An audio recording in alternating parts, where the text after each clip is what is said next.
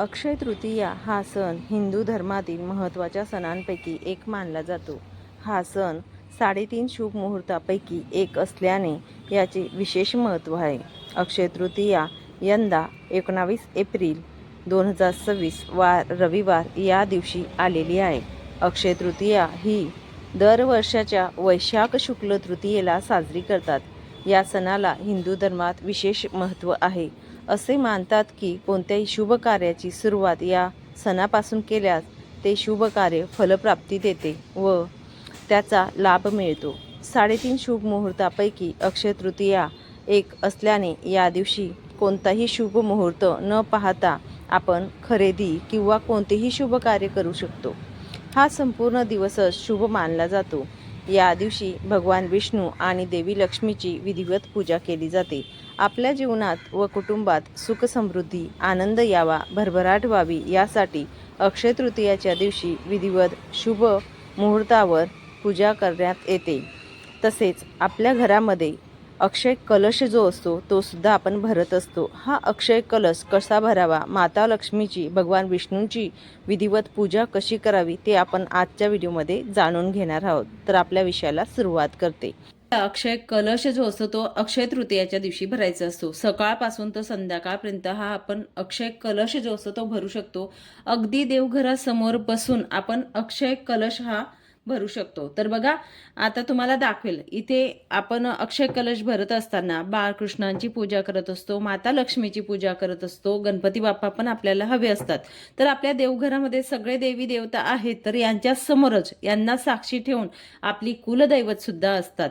त्यामुळे आपण इथे जरी कलश भरला तरी सुद्धा चालेल. किंवा तुमचं देवघर छोटं असेल, जमत नसेल तर तुम्ही खाली पाट मांडून अगदी तिथे अक्षय कलश भरू शकता. तिथे मांडणी करत असताना माता लक्ष्मी आणि बाळकृष्णांची मूर्ती अवश्य आपण घ्यावी.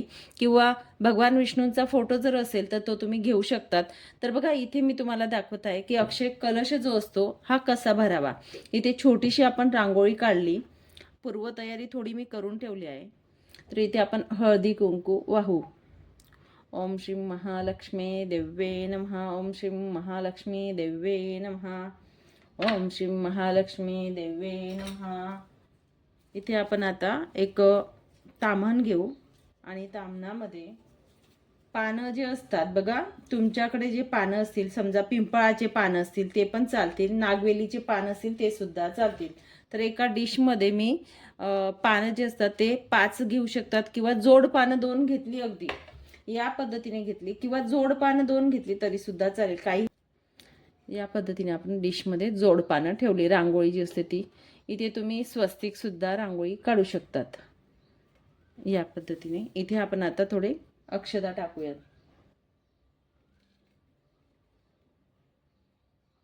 ओम श्री महालक्ष्मी देव्ये नमः. ओम श्री महालक्ष्मी देव्ये नमः.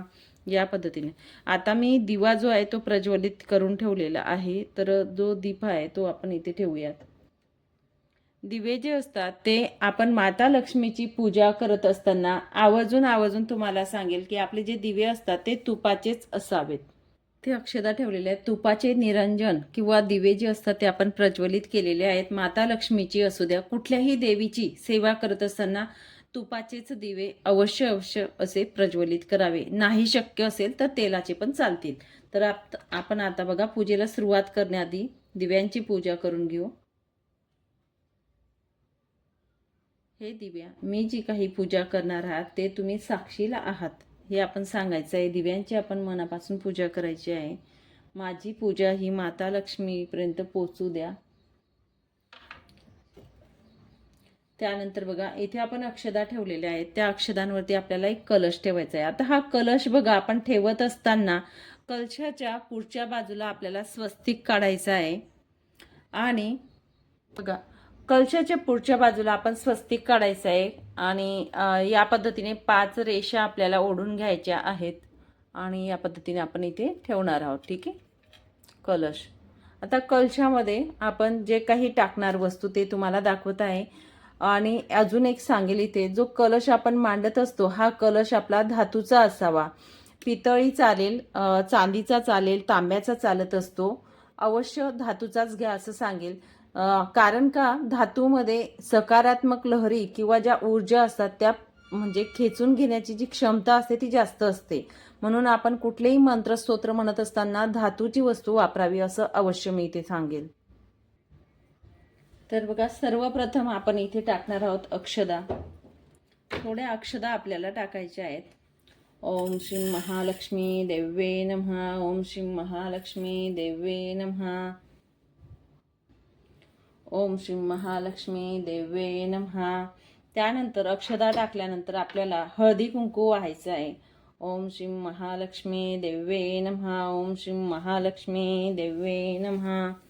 परत आता बघा, आपण कोणत्या वस्तू आपण टाकणार आहोत. त्यामध्ये सर्वप्रथम आपल्याला बघा, जे नाणे असतात ही खूप महत्त्वाची लक्ष्मी असते. ती म्हणजे बघा, हे नाणे जे असतात सुट्टे पैसे, आपल्याकडे नोटा असतात पण नोटांपेक्षाही महत्त्व नाण्यांना देत असतो. म्हणून हे नाणे जे असतात, आता तुम्ही 7 रुपये 5 रुपये 11 रुपये या पद्धतीने म्हणजे विषम संख्येत आपल्याला इथे नाणे टाकायचे आहेत.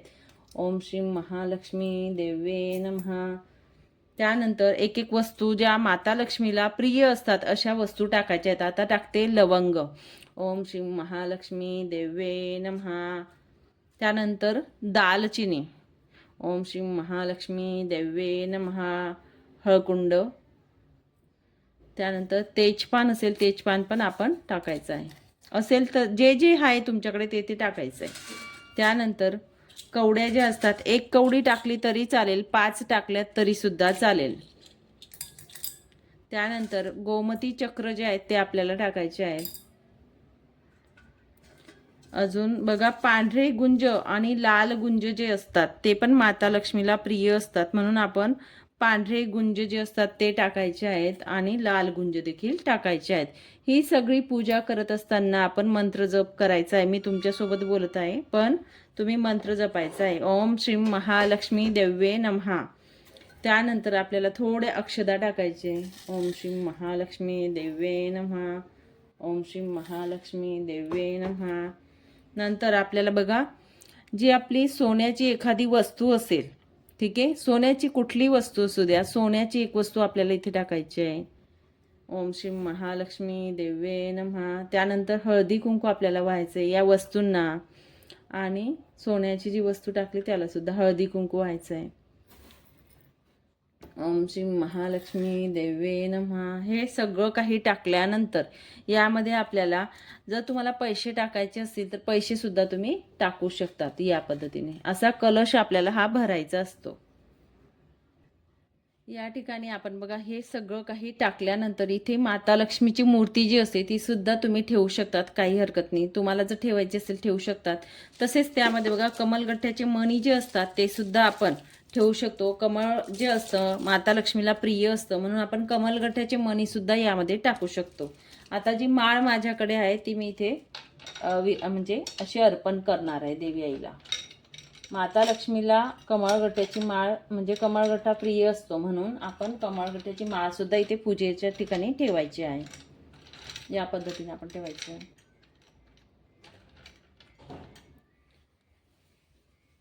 गजरा असेल, वेणी असेल ती सुद्धा आपण इथे अर्पण करू शकतो. आणि बघा, इथे जर माता लक्ष्मीची आपल्याला मूर्ती ठेवायची तर ही सुद्धा आपण इथे ठेवू शकतो. किंवा तुमच्याकडे जर माता लक्ष्मीचा कॉईन असेल बघा, कॉईन जर असेल, चांदीचा कॉईन असेल तो सुद्धा इथे आपण पूजेमध्ये ठेवू शकतो, काही हरकत नाही. या पद्धतीने ठेवायचं आहे. आणि ठेवल्यानंतर आपल्याला परत माता लक्ष्मीला हळदी कुंकू व्हायचं आहे. ओम श्री महालक्ष्मी देवे नमः. ओम श्री महालक्ष्मी देवे नमः. ओम श्री महालक्ष्मी देवे नमः. ठेवल्यानंतर आपण धूपदीप ओवाळायचा आहे माता लक्ष्मीला.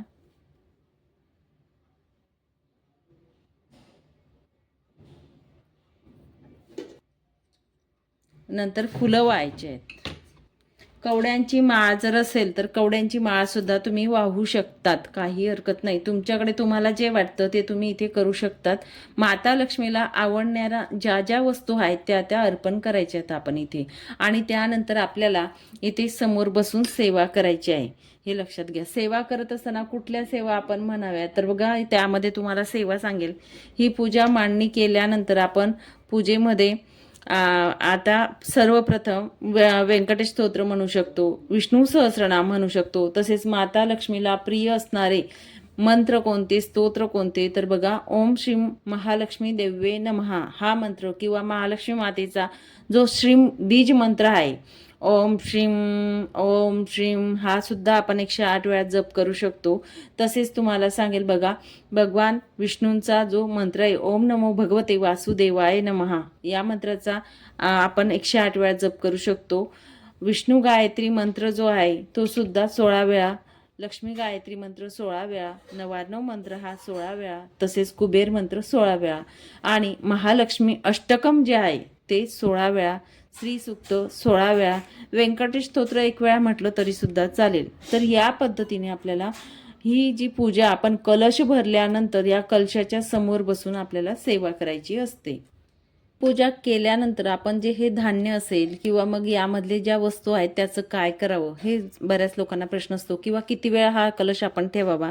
तर कलश आपण जो असतो तो आपण अक्षय तृतीयाच्या दिवशी सकाळी जरी पूजा केली तरी सुद्धा सांगेल रात्रीपर्यंत, रात्रभर आपण ठेवायचं आहे. म्हणजेच अक्षय तृतीयाच्या रात्री रात्रभर ठेवायचं आहे आणि दुसऱ्या दिवशी सकाळी देवपूजा केल्यानंतर आपल्याला हा कलश उचलायचा असतो, हे लक्षात घ्या. तुम्ही अक्षय तृतीयाच्या दिवशी सकाळी पूजा करा किंवा संध्याकाळी करा तरी सुद्धा चालेल, काही हरकत नाही. तुम्हाला वेळ साध्य होईल तेव्हा तुम्ही पूजा करू शकता. 12 ते 12:30 दुपारचा कालावधी असतो तेव्हा करू नका, तेव्हा तर आपण पितरांची पूजा करत असतो. पण मात्र दिवसभरात कधीही करू शकतात. रात्रभर ठेवा. दुसऱ्या दिवशी जे तांदूळ आहेत आपले साठवणीचं धान्य जे असतं त्यामध्ये आपल्याला तांदूळ टाकायचे आहेत. हे पैसे जे आहेत हे असेच्या असे आपला जो म्हणजे बघा माता लक्ष्मी किंवा आपण सोनं नाणं ठेवतो अशा ठिकाणी हे पैसे आपले ठेवून द्यायचे आहेत, म्हणजे ते मोडायचे नाहीत. ज्या काही वस्तू आहेत ते पूजेच्या आपण जी माता लक्ष्मीची सेवा करत असतो, कधीही बघा तुम्ही जर कुंचन पूजा करत असणार तर कुंचन पूजामध्ये ह्या वस्तू वापरल्या जातात, बरोबर. तर तुम्ही या पद्धतीने त्या वस्तू कुंचन पूजेतल्या या ठिकाणी वापरल्या तरी सुद्धा चालतील. डबल वस्तू आणायची गरज नाही, कारण ज्या सेवा आपण करतो त्या माता लक्ष्मीच्या करत असतो. ती कुठलीही पूजा असू द्या, कुंचन पूजा असते ती सुद्धा माता लक्ष्मीची असते. आणि हा जो कलश आहे अक्षय कलश जो आहे हा सुद्धा माता लक्ष्मीचाच पूजन आहे. म्हणून तुम्हाला सांगेल त्याच वस्तू इथे वापरल्या तरी सुद्धा चालतील, डबल वस्तू आणू नका. आणि आपण एका छोट्या पोटलीमध्ये अगदी बांधून त्या वस्तू ठेवून द्यायच्या आहे, तिजोरीमध्ये ठेवून द्या किंवा कपाटात एखाद्या पूजेच्या ठिकाणी जिथे हातबोट लागत नाही आपला अशा ठिकाणी ठेवून देऊ शकतात. नंतर आपल्याला धनलक्ष्मी कुंचन किंवा पौर्णिमेच्या दिवशी सुद्धा तुम्ही धनलक्ष्मी कुंचन पूजा करत असणार किंवा माता लक्ष्मीची सेवा करत असताना त्या वस्तूचा वापर करू शकतात. लवंगा ज्या असतात त्या सुद्धा ठेवून द्या. खराब होत असतील तुम्हाला वाटत असेल तर त्या काढून घ्या, तुम्ही प्रसाद म्हणून ग्रहण करा. दुसऱ्या नवीन लवंगा तिथे ठेवू शकतात किंवा या जरी ठेवल्या तरी चालतील. फक्त ठेवत असताना एक तुम्हाला सांगेल, ज्या वस्तू आपण ठेवणार आहोत कवड्या असू द्या, लवंगा असू द्या, त्यामध्ये एक कापूरची वडी टाका, जेणेकरून त्या वस्तू खराब होत नाही, त्याला कीड लागत नाही आणि सुगंध देखील राहत असतो. अशा पद्धतीने आपल्या घरामध्ये नक्कीच अक्षय कलश जो आहे त्याची पूजा करायची आहे. माता लक्ष्मीची सेवा झाल्यानंतर माता लक्ष्मीची तुम्ही बघा धूप दीप लावून आरती ओवाळायची आणि नंतर आपण नैवेद्य दाखवायचा आहे. दूध साखर असू द्या आणि खीर जर बनवता आली तर खिरीचा नैवेद्य अवश्य दाखवा असं सांगेल तुम्हाला. खीर प्रिय असते माता लक्ष्मीला. खडी साखरेचा नैवेद्य दाखवा, दूध साखर दाखवा तरी सुद्धा चालेल, दही भात दूध भात दाखवा तरी सुद्धा चालेल, या पद्धतीने दाखवू शकतात. तर या पद्धतीने आपल्याला पूजा करायची आहे.